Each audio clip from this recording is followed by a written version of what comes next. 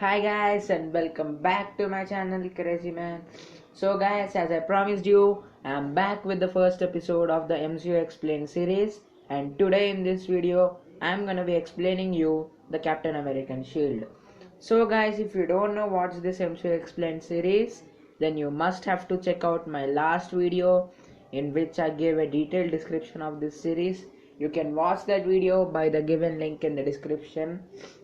So without any further delay, let's start our video.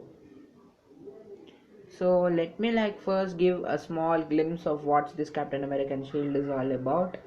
So basically in the Marvel Cinematic Universe, Captain America's shield is made up of a metal called vibranium, which is considered to be the strongest metal on earth in MCU. It is also said that it is 10 times stronger than steel alternatives. Originally, Howard Stark made this shield only for defense purposes, but Captain even started using it for offense.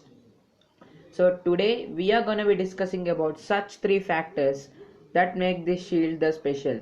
They are the durability and the strength, the speed of the shield, and the extraordinary abilities the shield holds. So talking about durability and the strength, Captain's shield is not less than most durable weapon as said by MCU comics and also MCU.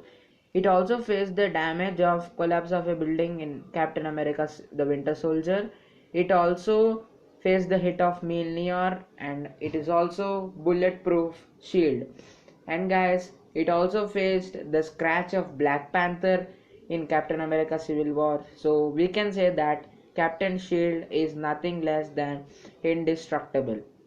So talking about the next factor, speed, when Captain America was injected with the super soldier serum, he was physically and also mentally enhanced. With his mental enhancement, he is now able to make plans, so that is why he can use the shield in the way he wants and also how fast he wants.